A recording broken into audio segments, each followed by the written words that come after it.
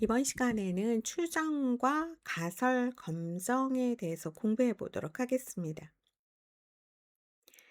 통계학적 추정이라고 하는 것은 이 추정이라는 영어 뜻이 estimation이에요. 그러니까 뭐 유추한다, 뭐 어떤 예측한다라고 얘기해내는 것. 그러니까 모집단의 값을 유추해내는 것을 말하는 건데, 예를 들어서 우리나라의 평균 임금을 알기 위해서 표본을 통해서 전체 평균 임금을 유추하는 것을 말합니다. 그래서 포인과 인터벌, 점 추정과 구간 추정으로 나뉘어지는데, 점 추정은 하나의 값으로 모수를 추정하면서, 예를 들어서 모평균의 추정치, 뮤의 추정치를, 이거는 이제 표본의 평균 x 바를 본다라는 거예요.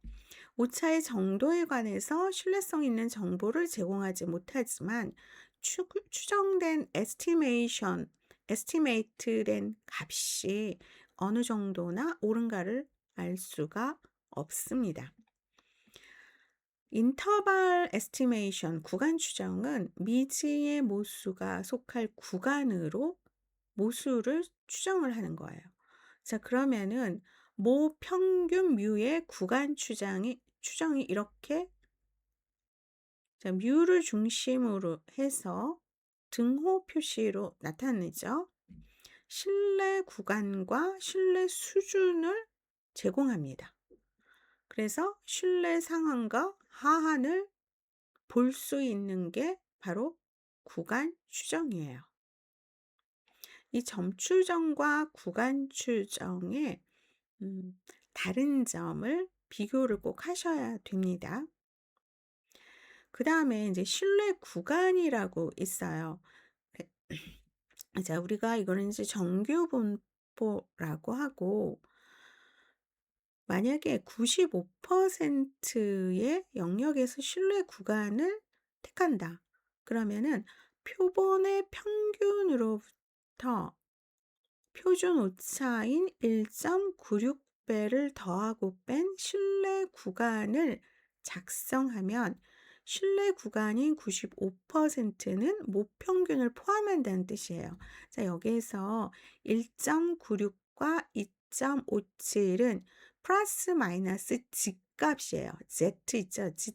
Z라고 하는 집값이에요. 그럼 뮤 플러스 마이너스 1.96일 경우에 95.44%의 신뢰 구간을 뜻하고, 뮤 플러스 2.576 시그마일 경우에 집값이 2.576인 거죠. 그럴 경우에는 99.73% 신뢰 구간을 뜻한다라는 거예요. 그러면은 68.26%의 신뢰 구간은 뮤 플러스 마이너스 1 시그마예요. 이 부분을 그냥 외워두셨으면 해요. 다시 한번, 95.44%의 신뢰 구간에서의 집값은 1.96이죠. 99.73%의 신뢰 구간에서의 집값은 2.576이에요. 제가 만약에 시험 문제를 낸다면은 이렇게 낼 거예요. 그러니까 이거는 신뢰 구간 95% 영역에서의 신뢰 구간을 보여야 되는데, 그렇다면 거기에서의 해당되는 집값은 얼마인가? 그렇게 해서 정리를 하시면 됩니다. 그러니까 신뢰 구간이라고 하는 것은 모집단의 수를 포함할 확률을 말하며, 이 확률이 신뢰 수준인 거죠. 자, 그러면 정규 분포 곡선, 우리가 70점 한 학년의 그 어떤 점수가 70점이었어요. 그러면은 1 시그마, 80점, 2 시그마일 경우 90점, 3 시그마일 경우에 100점이라고 해서 10점씩 이렇게 구간을 정했죠. 마이너스 60점, 마이너스 50점, 마이너스 40점. 자, 여기에서 68.26, 95.44%, 99.73%. 이거는 제가 꼭 외우라고 했죠. 그 다음에 가설. 자, 두 개 이상의 변수들 간의 관계를 검증 가능한 형태로 서술하여 놓은 하나의 문장을 가설이라고 합니다. 그래서 여기에서 규모 가설이라고 하는 것은 기각이 예상되는 가설이라고 할 수가 있어요.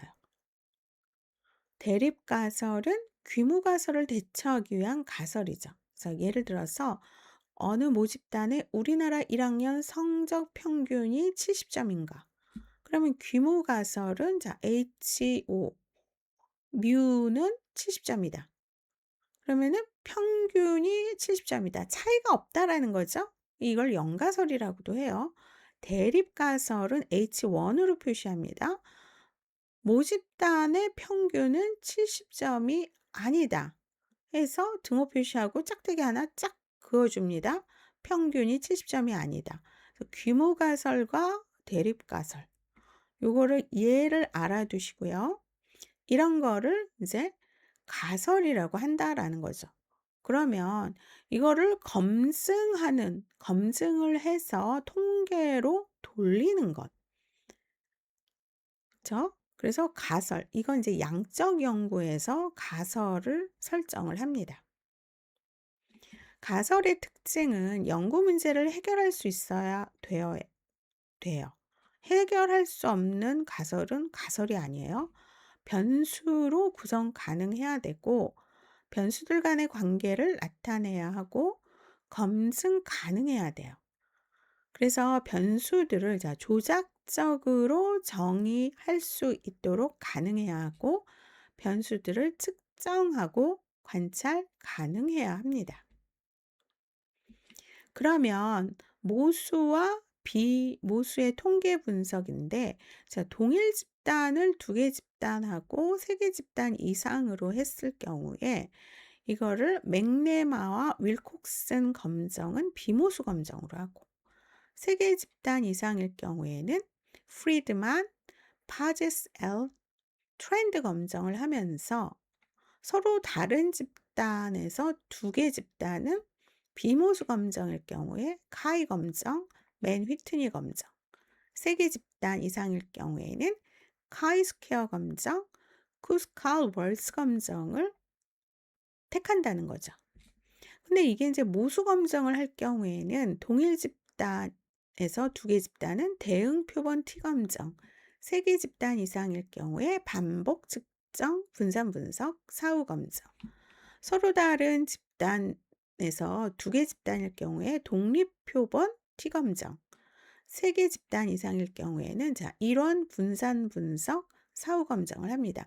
이 부분은 나중에 또 할 거예요. 이렇게 검증을 하기 위해서 통계 분석법을 사용한다라고만 아시면 됩니다.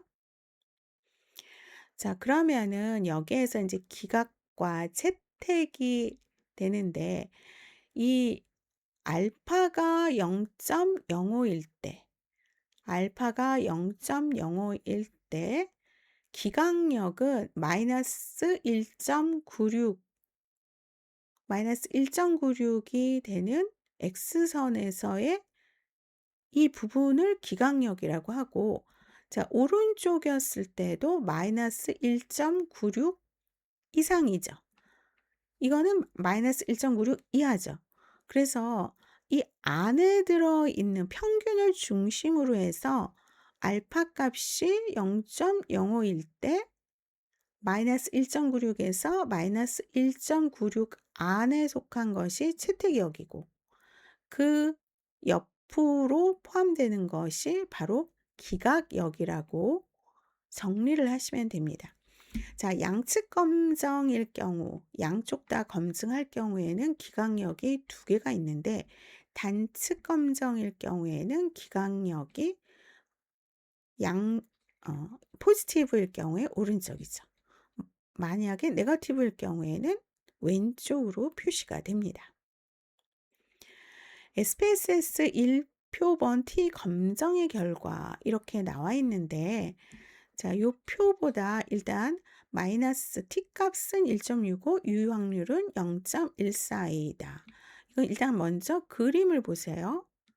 마이너스 1.96에서의 기강력, 그다음에 플러스 1.96에서의 기강력인데 여기에서의 t값을 통계를 돌리면은 1.65가 나오고 유의 확률은, 그러니까 의미가 있는 확률을 양측 검정했을 경우에 142가 나온다라는 겁니다. 142.